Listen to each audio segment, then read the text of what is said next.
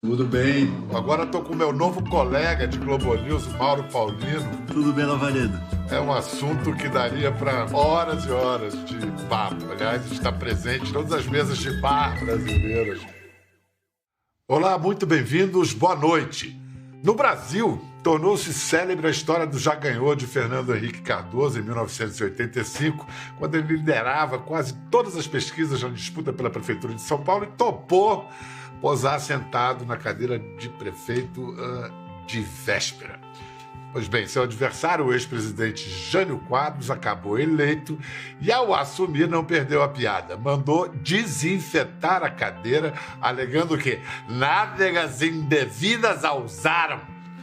O erro retumbante logo nas primeiras eleições municipais livres da redemocratização marcou a política nacional e ajudou a alimentar a desconfiança acerca das pesquisas. Mas, afinal, existe bola de cristal capaz de prever quem vai ganhar, quem vai perder? Quanto dá para confiar em pesquisa eleitoral?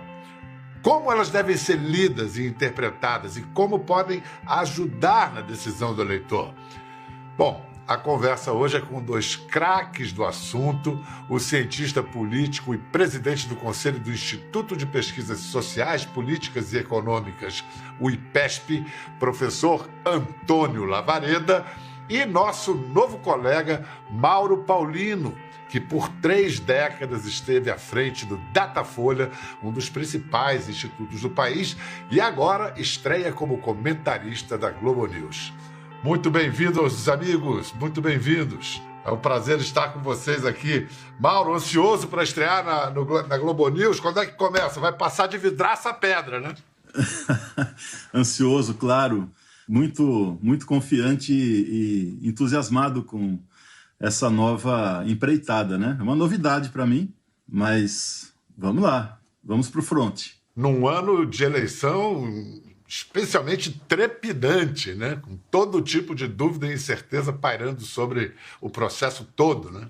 É uma eleição, talvez a mais tensa eleição da história da redemocratização no país. Professor Lavareda, de onde você fala? Eu estou falando de Lisboa agora, Bial. E aí na terrinha também há questionamentos sobre as pesquisas? Quais são os principais questionamentos em Portugal, em particular, e na Europa em geral? Olha, na última eleição portuguesa, especificamente, as pesquisas foram questionadas porque os resultados abertos às urnas revelaram aí uma certa distância entre os percentuais conferidos pelas pesquisas a alguns partidos, o voto aqui é em lista fechada, e o que havia sido desenhado nas últimas pesquisas. Isso tem a ver, Bial, e nós podemos comentar mais adiante, com o fato de que as pesquisas, a rigor, elas não devem ser vistas como prognósticos do resultado das urnas. Pesquisas são pesquisas que medem o momento em que foram realizadas, mesmo que na véspera da eleição. Frequentemente elas são utilizadas, Bial, por alguns eleitores, isso já foi quantificado em vários países do mundo, também no Brasil, elas são utilizadas para modificar a intenção anterior no chamado voto estratégico, também chamado de voto útil, mais popularmente. O voto útil é aparentado daquele voto do cara que vota como se fosse torcida de futebol, vota em quem está ganhando. Existe esse mecanismo psicológico? Quero votar em quem vai vencer. O voto estratégico, que é chamado de voto útil, Bial, é um pouco diferente. Esse que você está referindo é o chamado voto aleatório, um voto errático. Vota assim quem está ganhando. Há também os eleitores underdog, os que votam exatamente quem está perdendo e que não tem chance. Cabo Daciolo deve ter tido muito voto assim em 2018. O voto estratégico é aquele que quando vê, o eleitor que quando vê que seu candidato não tem nenhuma chance, ele vota para derrotar aquele candidato ao partido pelo qual ele tem uma maior taxa de rejeição. Então, ele vota para não desperdiçar o seu voto. Mauro Paulino, tem pesquisa das pesquisas? Uma pesquisa que avalia a percentagem de acertos das pesquisas? Tem. Há estudos que mostram que as pesquisas no Brasil são muito assertivas, elas são muito... acompanham o processo eleitoral de forma muito precisa. Agora, esse conceito de que a pesquisa acerta ou erra, ele precisa ser visto com muito cuidado, porque cada vez mais os eleitores decidem o voto nos últimos momentos. Na eleição de 2018, cerca de 25% dos eleitores decidiram o voto na última semana, sendo que cerca de 12% decidiram no próprio dia da eleição.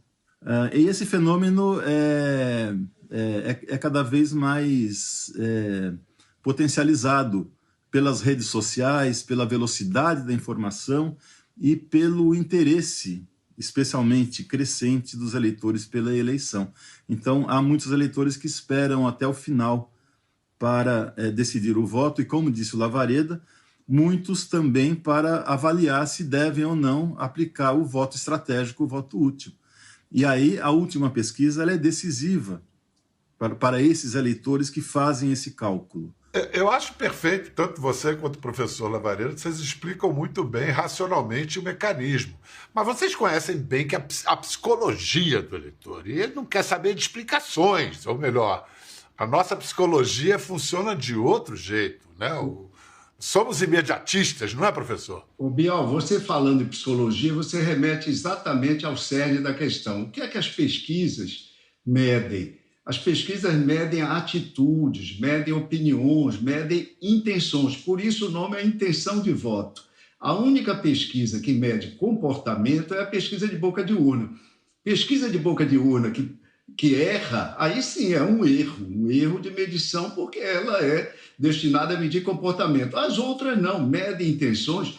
E se nós pararmos para pensar, Bial, quantas vezes nós tínhamos determinadas intenções de fazer uma coisa ou outra, determinadas atitudes e opiniões, e mudamos, várias pessoas mudam.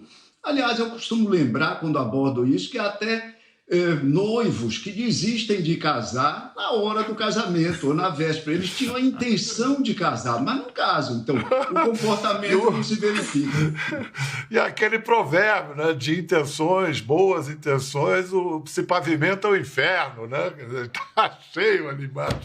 Mas escuta, é um território, a gente está falando de psicologia, porque é um território crivado de paixões. No Brasil, então, o mundo todo, né, está com muito... as paixões políticas estão emergentes, assim.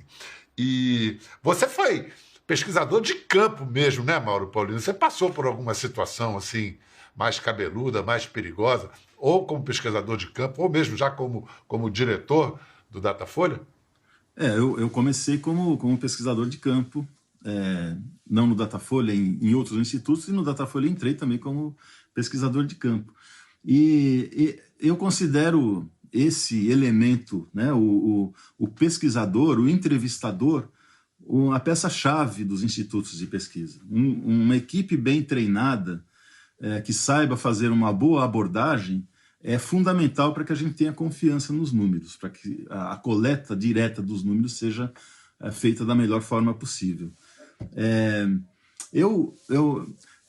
Para exemplificar o que um pesquisador pode passar, eu passei por alguns perrengues, mas ultimamente, na última eleição em 2018, por exemplo, os pesquisadores do Datafolha, com quem eu tinha muito contato, eram frequentemente ameaçados nas ruas, né?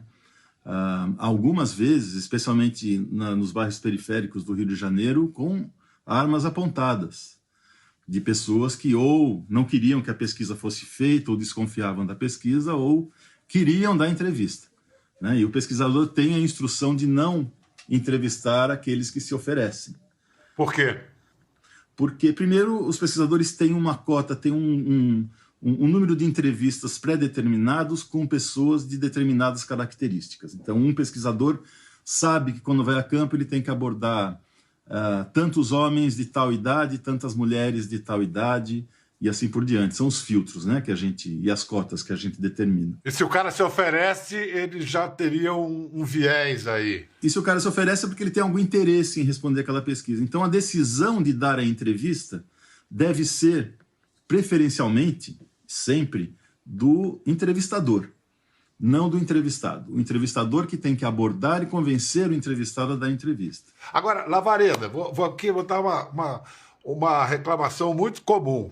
Ué, eu tenho 64 anos, nunca fui entrevistado na vida por uma pesquisa. Esses caras não fazem pesquisa, eu nunca... Quais são as chances de alguém ser entrevistado numa pesquisa comparado a, digamos, ganhar na loteria? É uma chance bastante reduzida, é verdade, as pessoas serem entrevistadas. Mas também comentando a respeito, quando surgem contestações, a capacidade das amostras, ou seja, dessa pequena quantidade de eleitores representar o todo, não é? Ou seja, de poucas árvores representarem a floresta efetivamente, eu remeto a pessoa a uma consideração simples. 90% da população já fez algum exame de sangue. Eu digo, olha, se você não acreditar que uma pequena porção de um organismo é capaz de representar o todo, da próxima vez que você for fazer exame de sangue, deixe seu sangue todo no laboratório, porque isso será muito mais seguro. Ai, meu Deus. Vem cá, há pouco você falou do voto underdog, do cara que vota, digamos, um voto pirracento. No Brasil já teve o undermonkey, né? A gente já teve o macaco Tião eleito, né? O sujeito morador do zoológico foi eleito, mas isso na época das células de papel. Com as urnas eletrônicas, isso ficou... Qual é o equivalente nas urnas eletrônicas a esse voto jogado fora? Olha, Bial, nós temos um problema sério no Brasil e que inclusive prejudica as pesquisas no sentido de que esse comportamento não é revelado por inteiro. Os eleitores ficam constrangidos, que é o seguinte, o voto é obrigatório no Brasil. Então, quando você pergunta nas pesquisas a tal intenção de voto, um grande número de pessoas diz que vai votar no candidato X ou Y. Né? Então, quando você conta exatamente os poucos que dizem que vão votar branco ou nulo, você até agrega os que não sabem e você supõe que esses que estão dizendo que não sabem, embora a eleição seja tão polarizada, na verdade, eles talvez se omitam de votar. Você vai ver, por exemplo, na última medição do Datafolha, 9%, na última medição do IPESP, 8% de provável alienação. Quanto é que foi a alienação na última eleição presidencial? E agora, para quem está nos acompanhando, alienação significa a soma de abstenções mais votos em branco e nulos. É a alienação. Pois bem, quanto é que foi a alienação? Mais de 27%, Bial, no primeiro turno de 2018 e mais de 28% no segundo turno. Isso é muito alto, né? Para se ter uma ideia, e isso é pouco rememorado, mas é importante que se pense a respeito, o número de eleitores que não votaram em nenhum candidato em 2018 foi de mais de 40 milhões. Mais de 40 milhões de eleitores não votaram em ninguém. E a gente não lembra disso, quer dizer, não costumamos lembrar disso. 30 milhões desses 40, 30 foram abstenção e 10 milhões votaram em branco ou nulo. Há uma séria discussão sobre a obrigatoriedade do voto no Brasil. Eu comecei a abordar isso porque essa obrigatoriedade é, no meu entendimento, uma das chaves para explicar esse voto errático, esse voto aleatório, esse voto de brincadeira que o eleitor termina compelido a votar pela exigência legal, exercitando na urna eletrônica, votando no que vai ganhar, que é o bandwagon, o modelo tal como é conhecido, ou votando no underdog, votando no azarão, que não tem chance alguma de vir a ser vitorioso. Eu queria complementar, Bial, uma questão sobre a urna eletrônica que eu acho importante. Por favor. A urna eletrônica facilita o voto. Quando era a urna de papel, a urna com o voto em papel, a taxa de votos brancos e nulos girava em torno de 18%, 19%. E com a urna eletrônica, essa taxa caiu para 7%, 8%. Então, isso faz com que haja mais votos válidos, haja menos erro. Os eleitores erravam mais quando a urna era a tradicional, a urna com o voto em papel. Com a urna eletrônica, os eleitores conseguem concretizar mais a sua intenção de voto. Nesses tempos de muita desinformação que a gente vive, É claro que isso afeta também as perguntas e as reações às pesquisas eleitorais. Então, a gente separou alguns dos principais questionamentos e ataques que circulam nas redes sociais para vocês comentarem. Primeiro, não vamos mostrar aqui, mas um vídeo viralizou em 2018 de um eleitor que disse: o pesquisador não quis me entrevistar porque sabia que eu votava no Bolsonaro e tal. Isso pode acontecer, Mauro? Acontece bastante. Que é o que eu falei, né? Eleitores que tentam responder a pesquisa quase que à força, né?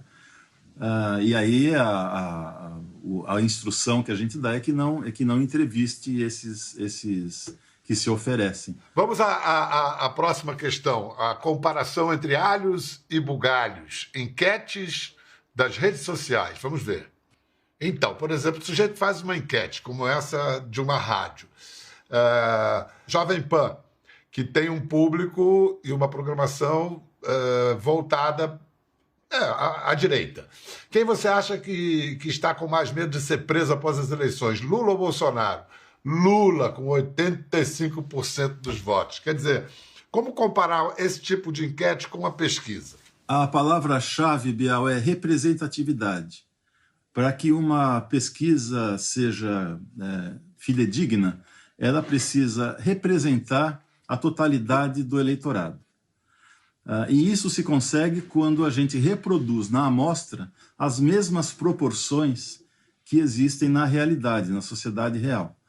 Então, se há 52% de mulheres e 48% de homens, isso precisa estar representado na amostra, e assim para todos os segmentos. Olha só, fake news. Vamos mostrar uma aqui de um mestre dessa arte, o deputado Osmar Terra, aquele que disse que o coronavírus ia matar menos gente que a gripe e que ainda defende até hoje o uso da cloroquina para tratar a Covid. Vamos ver uma das últimas do Osmar Terra. Então, para quem não conhece, este é Felipe Nunes, o diretor da Coaeste, que faz pesquisa eleitoral para presidente, publicada hoje, 11 de maio, 22. Ela dá ampla vantagem a Lula. É possível acreditar em isenção? Olha lá, é o Guilherme Boulos, ao lado da Manuela Dávila. Qual é o impacto de fake news, por mais grosseiras que sejam, como essa, no processo eleitoral e nas pesquisas para vocês? Bial, o impacto nós percebemos em 2018, com a ampla utilização das fake news. E foi bastante decisivo.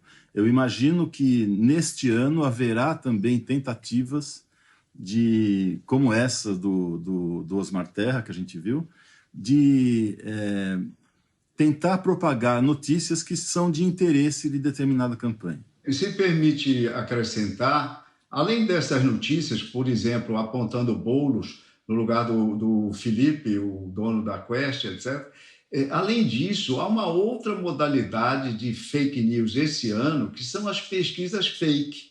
São mais do que enquetes, são pesquisas, pseudo-pesquisas, que se apresentam como tal. Algumas delas são registradas, inclusive, no Tribunal Superior Eleitoral, para ganhar uma chancela de legitimidade, etc., e que, na verdade, não tem amostras representativas da população, ou seja, do universo eleitoral brasileiro. Então, nós podemos ter, Bial, pesquisas fake, até pesquisas de boca de urna fake na eleição desse ano. E isso, que perigo, hein? Isso, inclusive, sendo utilizado para contraditar, para contestar o resultado da contagem do TSE. É bom que os meios de comunicação e a sociedade como um todo fiquem bastante atentos para isso.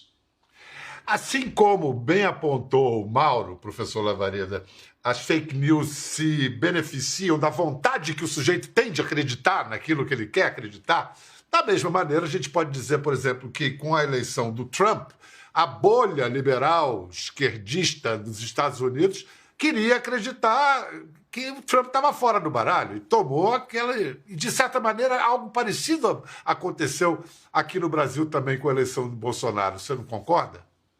Olha, eu acho que em 2018 foi a eleição da indignação. O sentimento prevalecente era o de indignação, e quem capitalizou isso, como nós sabemos, foi o candidato outsider, o Bolsonaro, etc.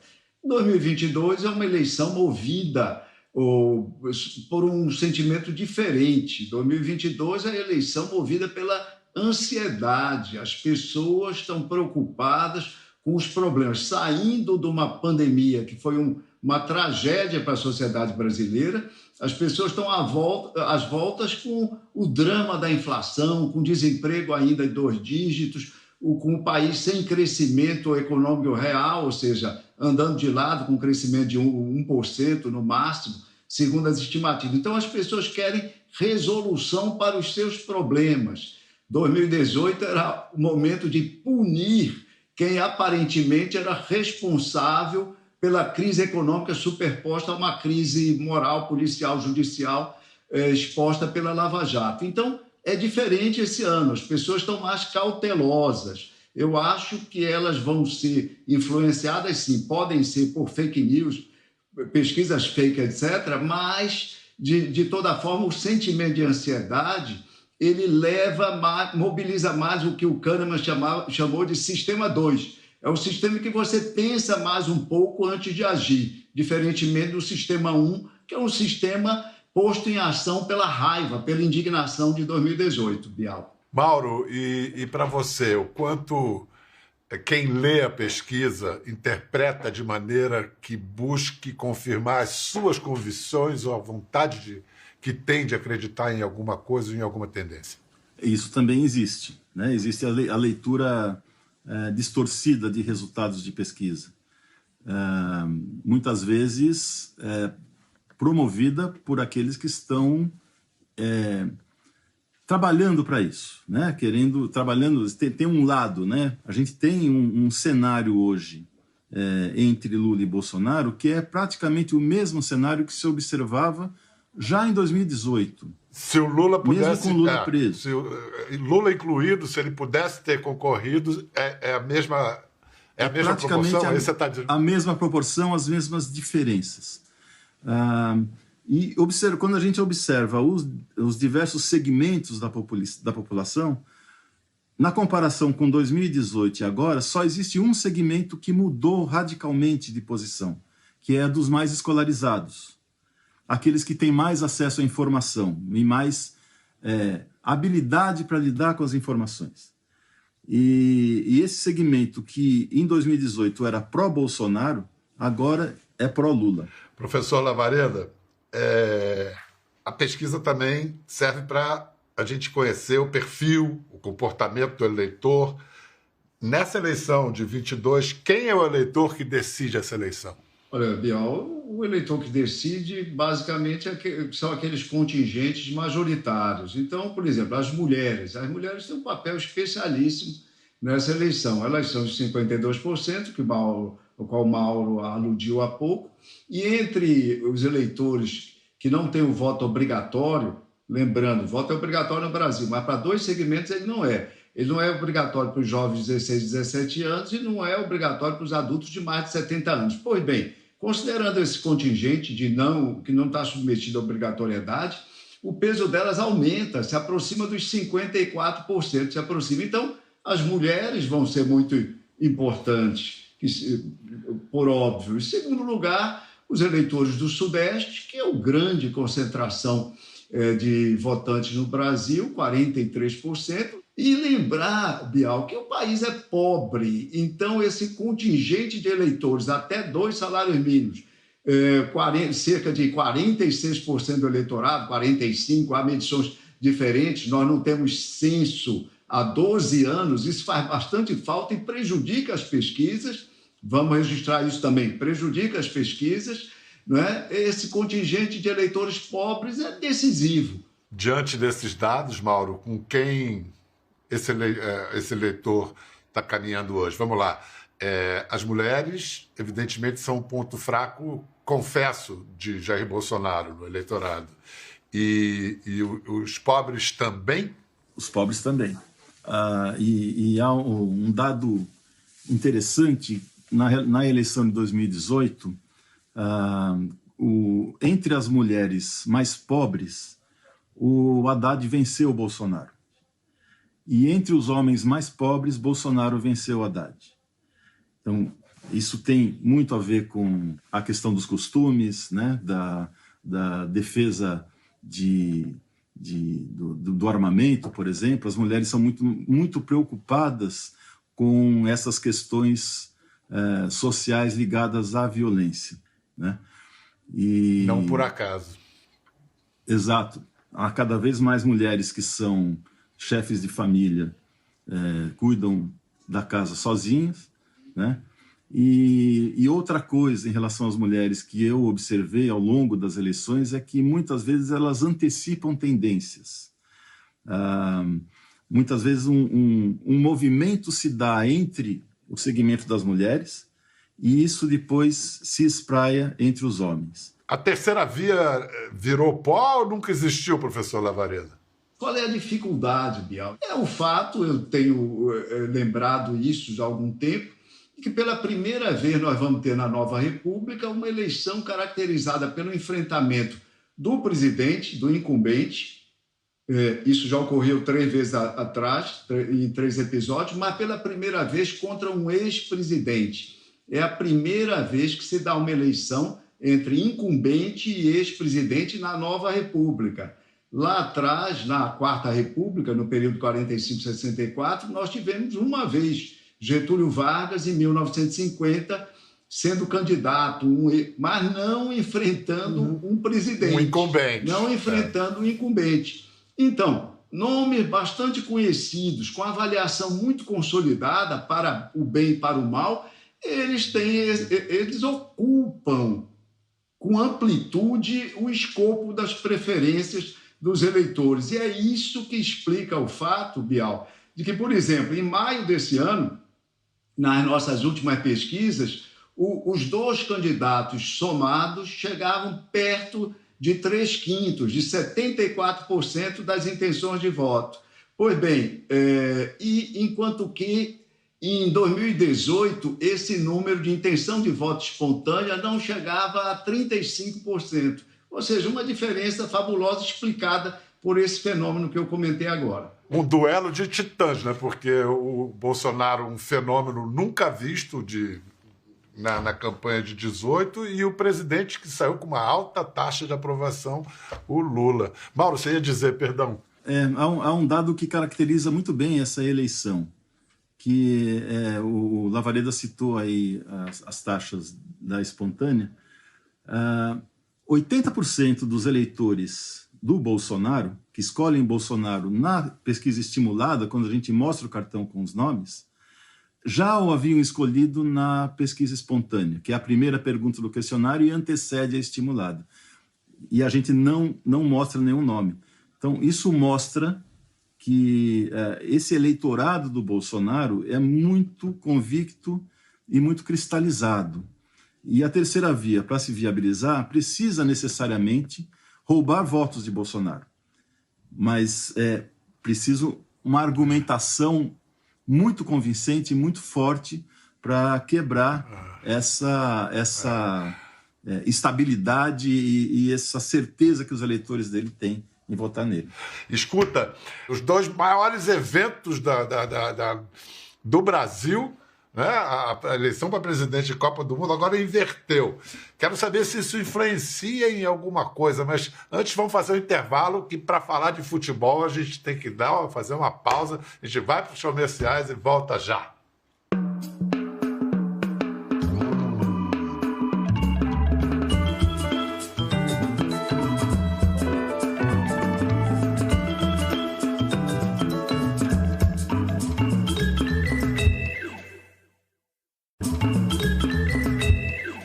Estamos de volta com o professor Antônio Lavareda, presidente do Conselho de Instituto de Pesquisas Sociais, Políticas e Econômicas, o IPESP, e o sociólogo, agora comentarista político da Globo News, Mauro Paulino, que estão achando você ótimo em televisão, hein, Mauro Paulino? Você nasceu para isso.